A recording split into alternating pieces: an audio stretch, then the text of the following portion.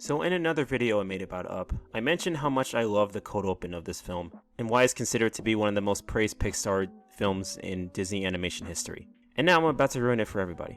Welcome to another edition of a video segment I like to call I Kinda Ruined Everything for Everyone, where I bring reality into a fictional story. I did this similar to the Pokemon episode, the very first Pokemon episode, where I talked about how Ash didn't survive that little blast of lightning and was put into a coma.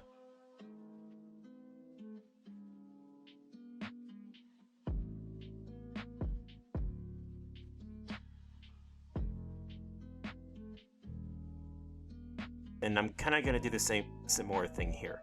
Carl Fredricksen doesn't really die or gets into a coma. In fact, it actually becomes a much worse fate. So I guess I won't keep you waiting. Let's get right into it. So after Carl loses the love of his life, he's left alone in his house, living his everyday life, just being closed off from everyone. And not just closed off, but being stuck in the past as if Ellie is still there with him.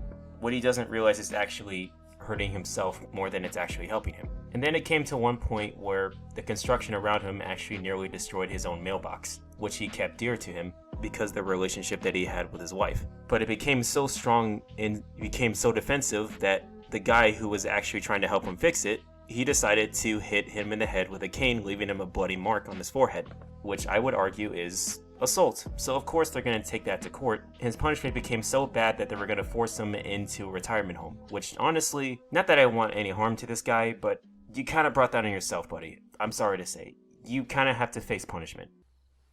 What do I do now, Ellie?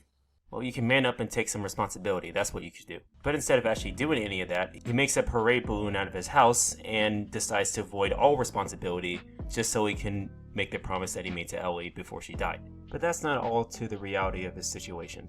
So he goes on this big grand adventure with a bunch of peril, meets a magical bird, and then meets his childhood icon. Turns out to be evil, and then, you've seen this movie, you know what I'm talking about. But basically, he goes through all that. What he doesn't realize the reality of the situation is that even if he does get to regular grounds of America, he still has to face punishment. He still has to go to that retirement home, that Shady Oaks retirement village. He didn't really avoid anything. He may have avoided for like the first few days that he was out in South America, but he still has to go back. I mean, he made himself public in that little Boy Scouts promotion thing. So you don't think anyone would have recognized him? I mean, that's arguing whether or not he's in the same town, which he might as well be because that's how he met Russell. So basically, anyone would figure out that, hey, that's the guy who hit that one construction man's forehead with his cane and left a bloody mark on his head.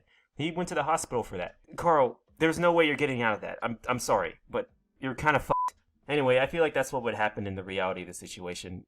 I don't have very much else to say about this, so yeah, thanks for watching.